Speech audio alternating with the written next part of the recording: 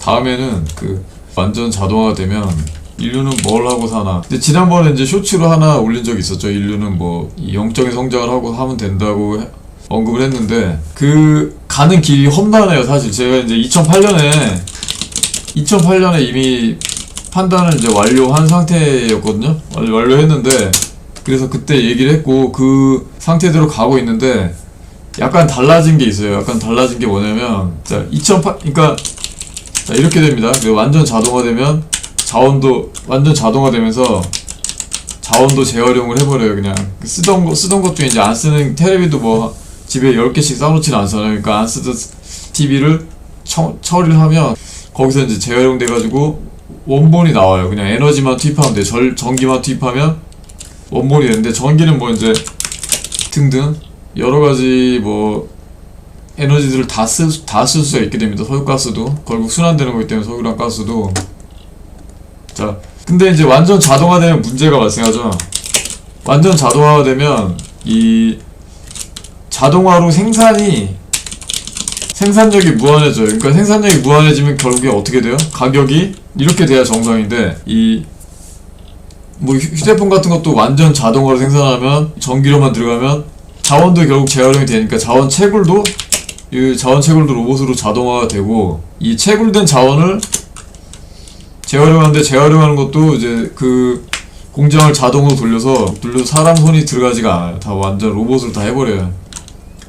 로봇이 사람 역할을 다 대신할 수 있고 다 판단할 수 있으니까. 그러면 이 가격이 거의 무한정으로 내려갑니다. 이렇게 되면 이 뭐 핵융합 같은 경우는 거의 무한한 에너지이기 때문에 이렇게 돼버리면 태양광도 그렇고 석유랑 가스도 그냥 채굴하는데 로봇이 다 해버리니까 사람이 인력이 안 들어가니까 비용이 거의 발생하지 않아요. 비용이 왜 발생하지 않냐고 하냐면 전력만 필요한데 전력은 석유를 캐는데 들어간 전력보다 그 들어간 전력보다 전력 대비 더 많은 전력을 생산하기 때문에 공짜가 되는 거예요. 결국엔 얘는 거의 무한하기 때문에 석유랑 가스도 거의 무한합니다. 그리고 핵분열도 마찬가지로 무한하죠. 핵융합도 무한하게 되죠. 얘로 핵분열이나 핵융합으로 전기를 만들어서 그 만든 전기 한 100분의 1, 1000분의 1로 로봇을 돌려서 그 로봇들이 얘네를 다시 돌려요. 장치를 돌리고 자원을 뽑아서 이 자원을 뽑아가지고 그걸로 태양광도 만들고 뭘 하죠. 그러면 이 무한하게 순환하게 되죠. 자 석유는 석유를 태우면 이산화탄소가 발생합니다. 이산화탄소가 발생하면 그걸 먹고 탄소를 생성하죠. 식물이 다시 땅에 묻히면 탄소가 되죠. 그래서 석유랑 가스가 돼요.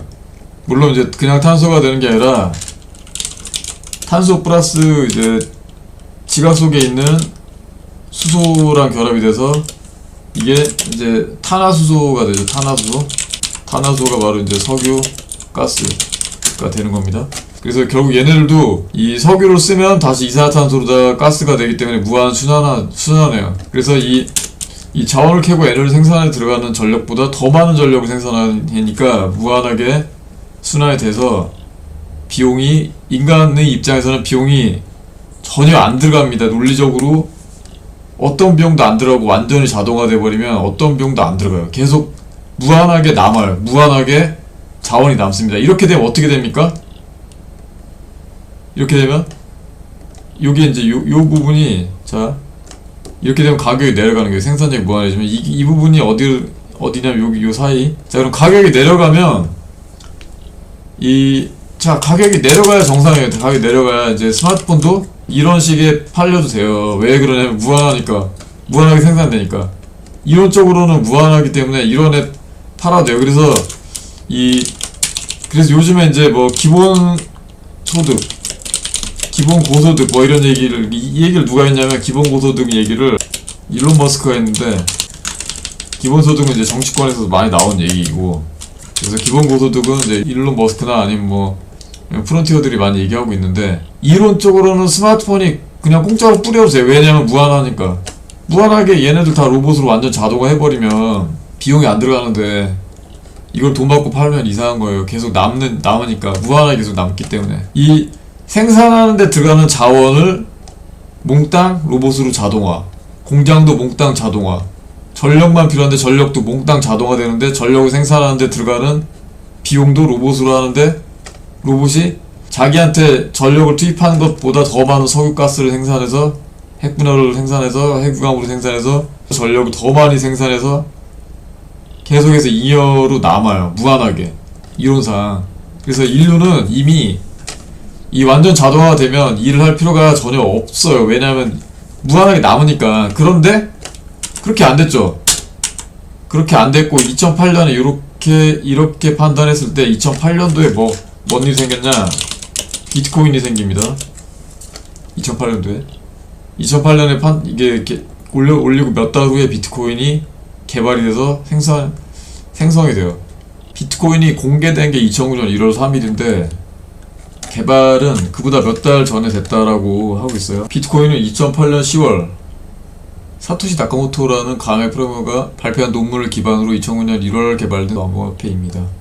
라고 하는데 공교롭게도 2008년에 제가 완전 자동화된다 라고 선언한 이후에 2008년에 비트코인이 논문으로 발표가 되고 그 다음에 개발을 해서 공개가 됐습니다. 2009년 1월에 비트코인이 어떤 의미를 가지고 있습니까? 암호화폐가 일단 이 두 가지 의미가 있어요. 암호화폐는 첫째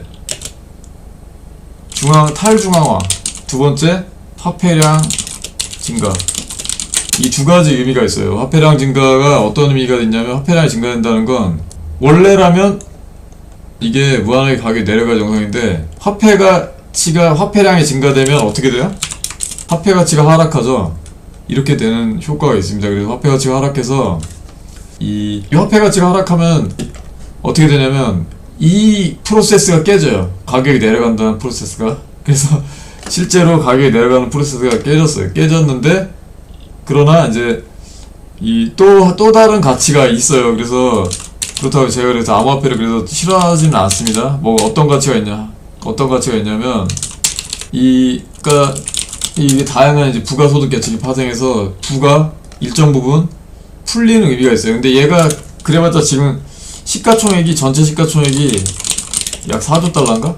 이 정도 되니까 그렇게 큰 건 아니에요. 자, 그렇게 큰 건 아닌데 그래서 이게 어떤 막 좌우할 정도의 규모는 아니에요. 그런데 또 어떤 일이 벌어졌었냐라고 하면 이 미국 중앙은행 양적 완화라는 게 이제 돈을 풀어버리는 거예요. 돈을 풀어버리는 건데 리만 브라더스 사태가 터져요. 공교롭게 2008년 9월에 2008년도에 제가 이 완전 자동화 선언한 이후에 노동으로 퇴방 선언한 이후에 리만 브라더스 사태 터진 다음에 그걸 명목으로 이제 2008년 11월 1000억 달러 규모의 그 다음에 또 5천억 달러 규모의 그 다음에 또 2천억 달러 규모의 등등 돈을 그냥 막 풀어버립니다. 그래서 또 2008년, 2009년 3월 그 다음에 그래서 총 1조 7천억 달러가 투입되었다. 많이 풀죠. 자, 그 다음에 2010년에 또 2차 양적 완화 6천억 달러 3차 양적 완화 그 다음에 3차 양적 완화 시즌2 그 다음에 이런 식으로 무제한 양적 완화 이러면서 일본도 양적 완화 해버리고 그래서 미국도 돈 풀고 일본도 돈 풀고 해가지고 전 세계적으로 돈을 막 풀어버립니다.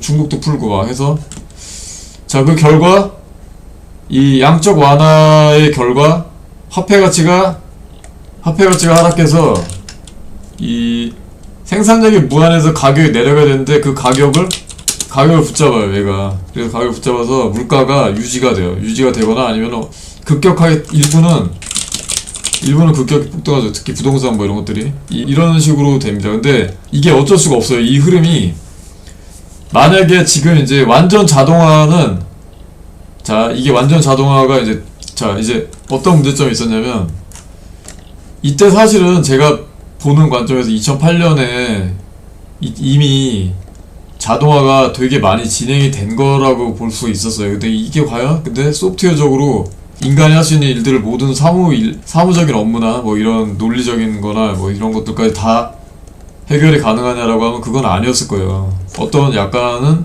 좀 미진하다. 이 상황에서 만약에 갑자기 무제한으로 가격이 내려가 버리면 경제적인 쇼크가 오겠죠. 그래서 경제의 그 어떤 상황에서는 이 사람들은 이런 화폐가 차락이나 이런 것들을 그러니까 양적 완화 같은 걸 시도할 수밖에 없었을 거라고 보이고 있습니다. 그리고 암호화폐도 마찬가지로 이 중앙은행의 이런 여러 수작 뭐 이런 것들을 싫어하는 사람들이 또 있으니까 이런 사람들은 암호화폐 만들어서 탈중앙화를 노렸을 수도 있다 라고 보는데 그게 아닐 수도 있고 어차피 둘이 같이 보조를 맞춰나가는 걸 수도 있는데 그 보조 맞춰나가는 흐름은 뭐냐면 인간 진화 방향이에요 이게. 그래서 이게 누가 뒤에서 뭐 이렇게 했다라고 보기보다는 이렇게 흘러갔다라고 보는 게 대체로 정확할 거예요. 왜냐면 왜 그러냐면 완전 자동화는 그 당시에는 아직 좀 먼 얘기였습니다. 그게 먼 얘기였고, 그러나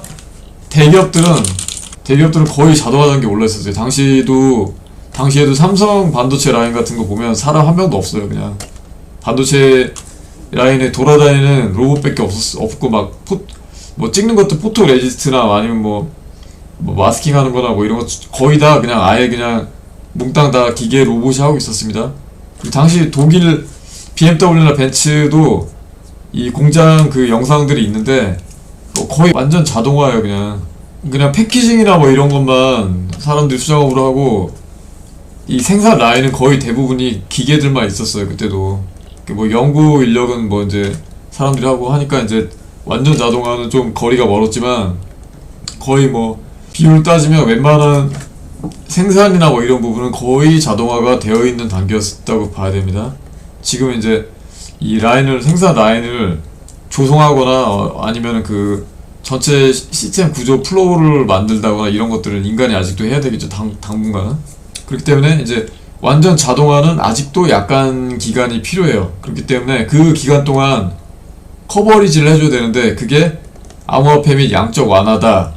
그걸로 인해 화폐 가치가 하락하고 그래서 가격이 유지가 됐다. 가격이 붙잡아졌다 라고 볼 수가 있어요. 가격이 붙잡아서 지금 그런 상태이고, 만약에 여기서 이제 암호화폐나 양적 완화를 이제 더 이상 안 하고 그리고 생산력이 다시 무한해져 버리면 그러면 스마트폰 이런 뭐 해가지고 이거 그냥 공짜로 막 다 해버릴 수 있어요. 그러니까 경제 상황이 어떻게 될지 누구도 모릅니다 아직은.